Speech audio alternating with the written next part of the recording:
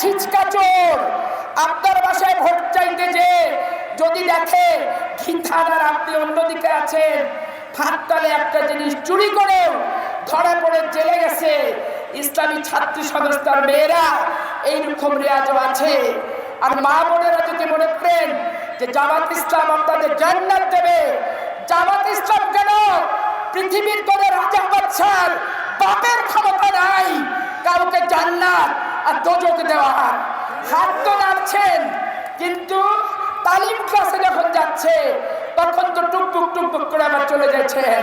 এই টুকটুক টুকটুক করে যাওয়াটা বন্ধ করতে হবে। প্রত্যেকের বাড়িতে স্মার্টফোন আছে, স্মার্টফোনে শায়েখ আহমেদুল্লাহ সাহেবের ওয়াজ শুনবেন। সে নামাজ, রোজা, ইবাদত, হজ, যাকাত সবকিছু নিয়ে খুব সিম্পল ভাবে, সাধারণ ভাবে কথা বলে। জামাত ইসলামের 4 দিন কোনো প্রোগ্রাম নাই। 4 দিন প্রোগ্রাম হচ্ছে ভোটারদের ইমান চুরি করার প্রোগ্রাম।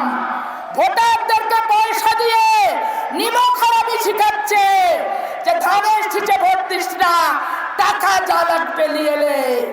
আজকে ইমানদার মহারাষ্ট্রের মা বোন ভাই বোনদের বলতে চাই, যারা মেড ইন ইন্ডিয়া, যারা মেড ইন পাকিস্তান, যারা বাংলাদেশি এখনো হতে পারলো না, তাদের কাছে বেঈমানদারি কোনো কাজ ইনশাআল্লাহ আপনারা করবেন না। এই মহারাষ্ট্র রানীহাটি বাড়িঘড়িয়ায় আর কি কোনো প্রার্থী আছে? প্রার্থী তো একটা, প্রতীক কি?